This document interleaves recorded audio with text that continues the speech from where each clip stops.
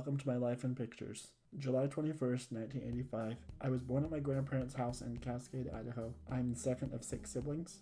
When I was born, the umbilical cord was wrapped around my neck, which caused cerebral palsy. This delayed my walking ability until around 2 years old, but didn't stop me from crawling wherever I wanted to go. Between 1988 and 1991, I gained 2 more sisters and a little brother.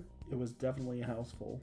I was interested in music from a young age, and in elementary I played the violin, viola, and cello. In junior high I played multiple instruments, but ultimately settled on the baritone saxophone, even though it was too heavy for me to carry very far. When we noticed my balance and ability to walk independently had become noticeably worse, I went in for an MRI which showed a tumor inside of my brainstem.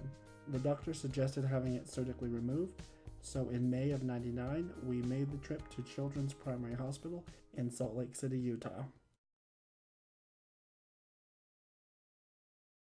Upon waking up from surgery, I still had full complete feeling, just zero ability to move.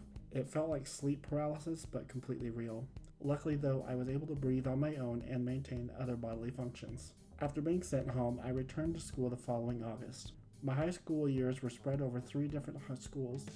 After my parents divorced, we moved to a small town in southern Idaho, and then ultimately back to Cambridge, where I graduated in 2003. After high school, I didn't really know what I wanted to do anymore, and there wasn't much information at that time regarding any programs that would help people with disabilities, so I remained at home and we filled our time with traveling. In 2002, my mom got remarried and my littlest sister was born in 2006. She has been my constant companion and favorite little person ever since, even though she's not so little anymore. 2010 was a big year for me. We were able to go onto the self-direction program, and I was able to move out into my own home, which I rented with my sister Caitlin. In the fall of that year, we moved to Boise for me to go to college, and that is where my life changed the most dramatically. On top of going to school and keeping up my grades, I finally broke out of my shell and started making friends. It was the first time I really felt as though I fit in, and I didn't have to hide my sexuality. Most of my friends were drag queens and got me into performing.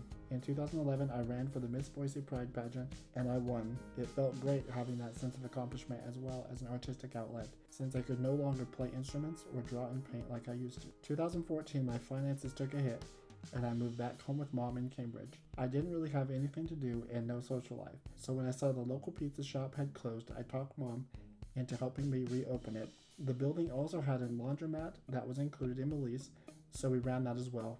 After a year, we made the decision that it just wasn't making any money. It wasn't really even supporting itself, so closed the business. I moved back to Boise in 2016 with my mom as my roommate through the week, and I hired caregivers for the weekends. I finally had my social life back. Briefly.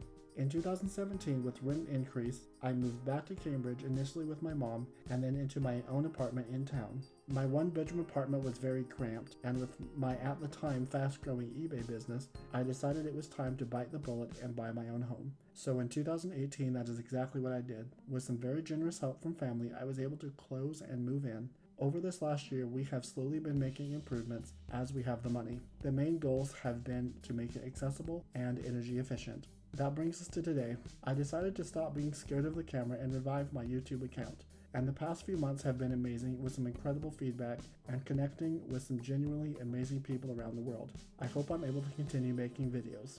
Thank you so much for watching. If you haven't already, please click the subscribe button and notification bell so you're notified when I upload new videos or go live. If you are able to, I would love for you to join me on Patreon. The link is in the description box as well as a link to my merch store. Every little bit helps me continue on this journey. See you in the next one. Bye guys. I remember